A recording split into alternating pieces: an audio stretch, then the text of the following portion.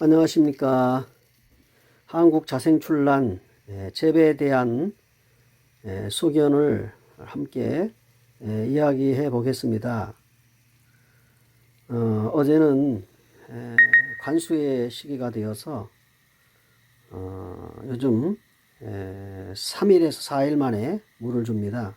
낮에는 온도가 30도 전후로 오르내리고 밤으로는 10도 전후로 내립니다. 그래서 가을 난초가 신화의 성장을 돕기 위해서 한낮에는 온도가 좀 높아주는 것이 생장에 도움이 됩니다. 물주기도 여름에는 4, 5일 정도 만에 주었지만은 이제는 좀 더 늦춰지고 있는 것 같습니다. 온실의 환경에 따라서 뭐 광도의 그 세기에 따라서 바람도 차단하고 빛도 차단하고 차광도 더 씌우고 여러 가지 조치가 필요하겠지만은 개인 난실이 아니고 공동 난실은 공동 배양장은 너나 할 것 없이 개인적인 소견이 있을 수가 없어서 함께 배양장에서 똑같은 환경에서 온도 관리가 되고 또 빛과 통풍을 같이 하기 때문에 어차피 그것을 받아들이고 입주하여 재배를 하고 있는 것입니다. 그러나 비배 관리라든지 물주기라든지 분갈이라든지 이런 것들은 개인적으로 적절한 시기에 난초의 생장에 따라서 관리를 하셔야 되겠지요. 요즘에는 신화가 많이 성장하는 상태이고 그렇지만 작년 촉들 그리고 이제 묵은 촉들은 볼브가 잘 연글어서 그리고 잎도 단단해지고 또 잘 성장하는 가운데 광합성을 잘 해줌으로 인해 가지고 신화 성장에 큰 도움이 됩니다. 그렇지만 금년 신화는 여러 조직 면에서 약하고 무르기 때문에 좀 과다할 정도로 재배에 적극성을 띠다 보면은 비료라든지 물주기라든지 이런 것들이 또 농약에 있어서 살충이나 살균제를 농도를 짙게 하거나 자주 사용하거나 할 때에는 조직이 연한 신화 쪽에 무름병이 생기고요. 또 약해를 입을 수도 있고 취약하여 또 병이 찾아올 수도 있습니다. 오히려 재배에 효과를 가져오게 되지요. 그래서 다른 사람이 키우던 난초를 내 배양장에 갖다 놓고 키우다 보면 잘못 성장하지 못하고 그 스타일에 맞춰서 재배를 하다 보면은 이전의 재배 환경에서 옮겨왔기 때문에 적응을 하지 못하고 병이 들거나 고사하는 경우가 흔합니다. 온도 관리라든지 빛 관리라든지 이런 것들이 지금 옮겨온 배양장 본인의 배양 스타일하고 다르기 때문에 이게 이제 환경이 맞지를 않아 가지고 적응을 하지 못하는 것이지요. 그래서 일단은 이제 구매를 했든지 교환을 했든지 또 산채를 하셨든지 이제 가드리 환경에서 거기에 맞는 그 온도와 빛과 환경에 따라 재배를 하다 보면 다른 데서는 잘 크던 것이 잘못되는 경우도 있고 반대로 다른 집에서는 잘 안 되다가 그 본인의 난실에서는 잘 생장하고 성장하는 경우도 많습니다. 어쨌든 에란인들은 남의 난실의 난들을 바라보고 무엇을 적용을 시켜서 키웠는지를 듣고 똑같이 따라 하다가는 무리수가 될 수가 있습니다. 그래서 저는 항상 자기 환경을 정확하게 파악하고 온도나 빛을 그리고 통풍을 잘 생각해서 거기에 맞는 환경을 제공하고 난초를 키워야만 신화를 받을 때 그 전촉보다 더 건강하게 자라고 올라오는 경우가 있습니다.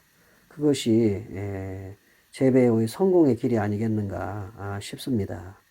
비료를 많이 주고 또 벌브를 크게 키우거나 잎을 크게 키울 수도 있겠지요. 그러나 이것은 그 생장에 정확한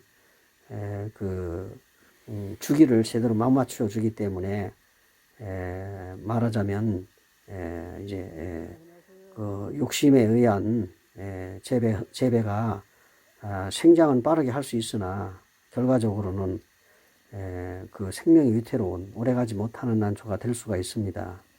그래서 결과적으로 난초를 키우는 것은 꽃을 보거나 또 여배로서는 건강한 신화를 받고 그 여배의 예를 정확하게 보여주는 것이 재배의 어떤 바라고 꿈이 아니겠습니까?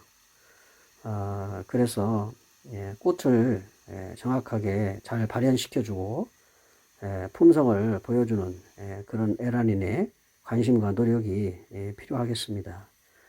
난초를 하나만 키우는 것이 아니고 다양한 꽃, 화색의 꽃, 모양의 꽃들을 한 난실에서 키우기 때문에 품성마다 뭐 예를 들어서 화통을 탈부착하는 그 시기도 다르듯이 한꺼번에 다 씌우고 또 한꺼번에 다 탈착을 하는 경우에는 꽃의 색상이 제대로 발현되지 못하는 경우가 많습니다. 그래서 황화는 황화 쪽으로 또 홍화는 홍화 쪽으로 이렇게 구분을 해가지고 약 500분 정도의 분수를 한 난시에서 키운다고 하면은 그렇게 품종별로 구분을 해서 뭐 12월 중순경에 벗길 것은 벗겨주고 또 2월달, 1월달에 벗길 것은 또 벗겨주고 이렇게 해서 그 온도에 정확한 그 위치에 놓고 이렇게 꽃 관리를 하는 것이 정상이 아니겠나 이렇게 싶습니다. 무엇이든지 그냥 갖다 놓고 자기가 스스로 크도록 그렇게 해주는 것은 어떻게 보면 생명에 대한 어떤 무관심이나 무책임이라고 하겠지요.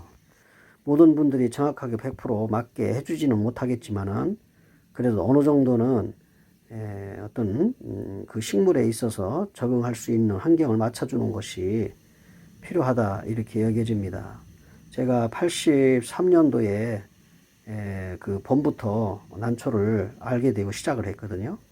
그러니까 대학교 그 3학년쯤 됐을 때 교수로부터 한국 자생출란에 대해서 듣고 천안에 있는 그 시청 바로 옆에 그 난실이 있었는데 그 난실에 우리 동기들이 찾아가서 여러 가지 난초를 보고 듣고 하면서 산채를 시작해서 안면도라든지 전라도 영암이라든지 충청남도 또는 서해안 쪽에 전라도 또 서해안 쪽에 이렇게 자주 산채를 다녔습니다. 1박 2일도 다니고 2박 3일도 다니면서 어울려서 난초를 캐기도 시작했지요. 그때 산에서 하얀 난초를 봤을 때 깜짝 놀랐고 그것을 우리는 유령이라고 말을 했습니다.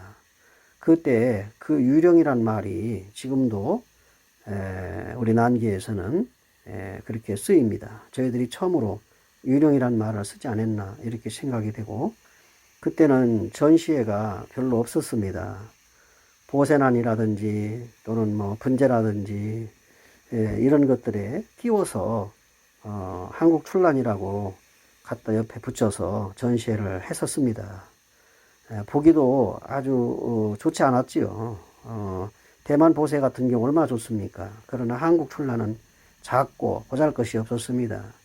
그래도 한국 자생 출란이라는 이름으로 이제 전시회를 하다 보니까 조금씩 이제 알려지게 되고 소문이 나서 너나 할 것 없이 산에서 난초를 캐다가 꽃을 피워서 전시회를 내면서 이게 조금씩 그 활성화된 것 같습니다.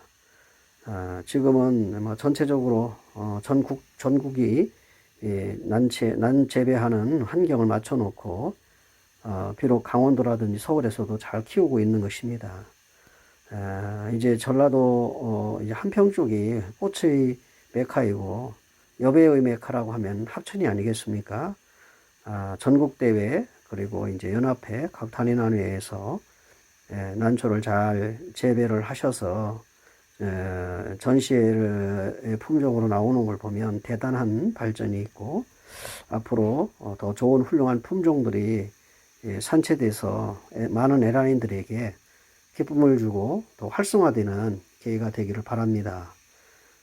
가격을 떠나서 출란을 애호하고 키우면서 모든 분들이 나눔으로 공유하고 거기에 가치를 부여해서 함께 조금씩 나눠서 키운다고 하면 지금보다는 훨씬 더 좋은 이제 정립이 된 한국 출란계에 기쁨도 있고 보람도 있고 함께 나눔으로 한국 난계를 잘 성장해 시켜 나가리라고 봅니다. 여러분 가을 비배 관리 잘 하시고 또 꽃 관리 잘 하시고 내년 봄에 훌륭한 꽃들이 전시회에서 뵙기를 바라고요. 여러분들에게도 건강과 행복이 함께 하시기를 바랍니다. 여러분 수고 많이 하셨습니다. 고맙습니다.